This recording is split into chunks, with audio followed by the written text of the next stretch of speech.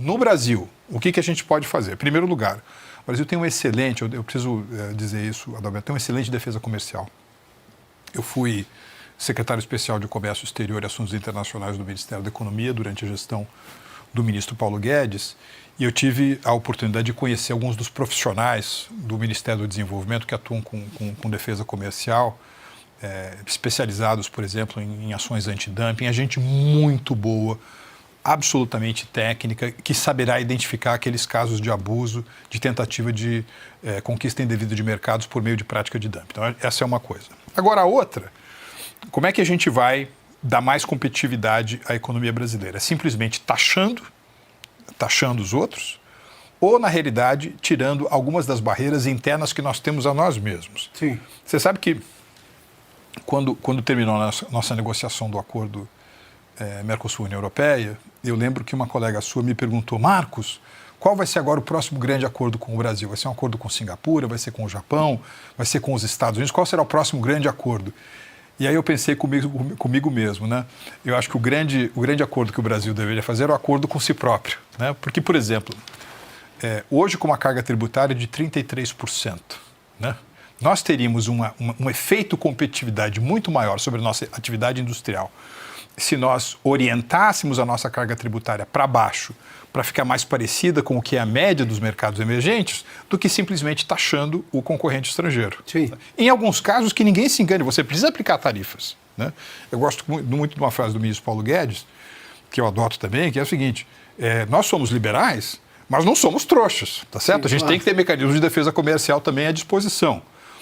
Eu acho que esse foi o espírito um pouco da aprovação da lei de reciprocidade na semana passada no Congresso Nacional, que não é nada voltado com os Estados Unidos, mas você precisa ter o ferramental jurídico para responder à altura quando a conjuntura assim o exige. Aquilo é bem pensado na Europa, até porque fala de questões de restrições ambientais exageradas, sem respeitar a lei nacional. Sem dúvida. Que aí, no momento, cabe também, obviamente, por uma circunstância em relação aos Estados Unidos, né? Sem dúvida. Essas políticas de substituição de importações, de proteção do conteúdo local, de campeões nacionais, de subsídios exagerados, é um legado, assim, meio cepalino, meio da teoria, sabe, da dependência. Cepalino que eu não gosto muito de ficar abraçado com eles, claro. Sabe?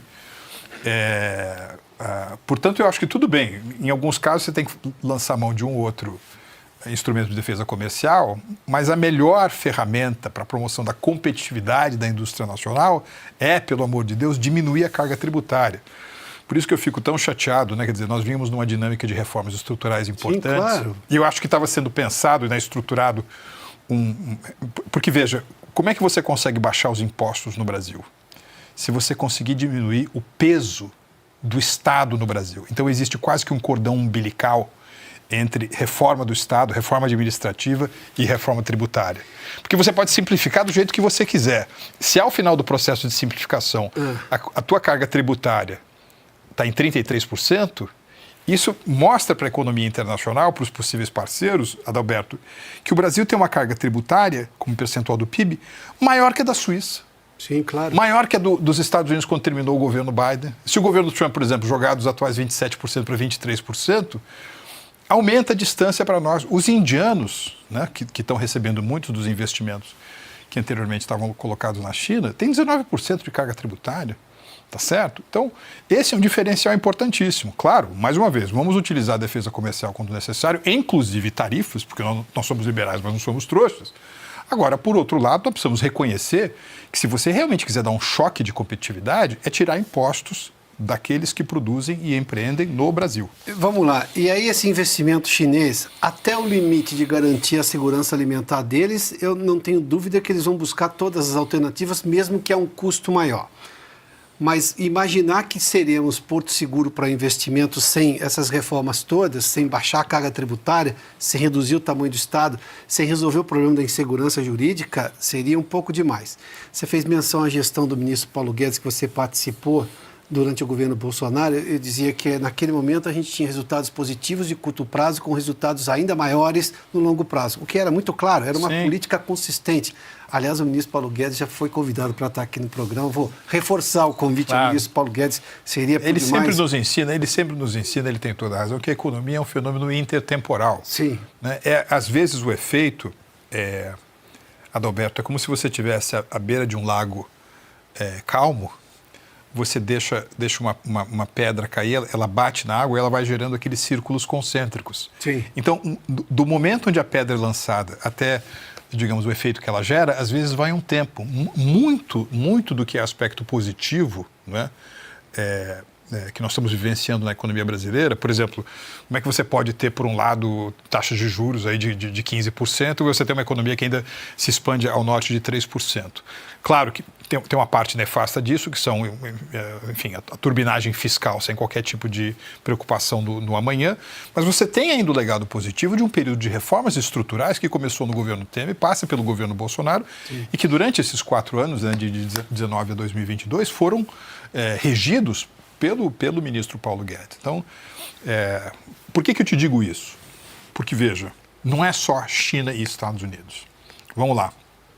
Está fazendo 20 anos, Adalberto, que foi publicado aquele livro O Mundo é Plano, do Thomas Friedman, não é isso? Sim. Ora, 2005 são 20 anos atrás. Em 2005, você olhava para a China estava crescendo 12%, 11% ao ano. Então, se você é um gestor de ativos, ou mesmo o responsável pela administração de investimentos industriais, você aumentar a sua exposição à China parecia uma boa ideia. Como muita gente fez. 2005, você olha para a Rússia, você vê uma população altamente educada, é uma das nações que tem a maior parcela da sua população com educação universitária completa.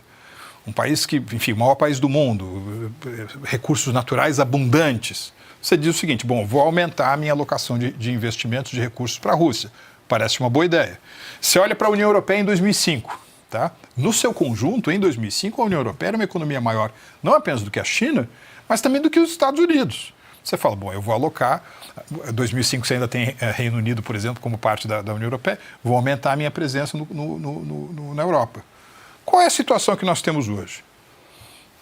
Investimento estrangeiro direto na China colapsando, né? Hoje o Brasil está recebendo mais investimento estrangeiro direto do que a China. A Rússia não é uma opção. A União Europeia, muitos dos seus países, as suas principais economias estagnadas ou flertando com a recessão, entre elas a economia da Alemanha. Os Estados Unidos, se por um lado tem feito, está sinalizando reformas importantes que vão atrair negócios, por meio da incerteza que a política comercial e industrial está gerando, também vão deixar as coisas não tão dinâmicas quanto você poderia ser. Ora, que país, né, que diz presente na segurança alimentar, diz presente na segurança energética, quer queira que não, você vai ter um capex de economia em energia fotovoltaica, em energia eólica, nós temos também as nossas reservas de petróleo, temos o nosso offshore. Que país é esse? Quer dizer, essa nação, se bem gerida, bem administrada, vai ser uma nação que, apesar do mundo estar super perigoso, arriscado, ela vai voar. Por isso que 2026 é um ano tão importante para o futuro do Brasil.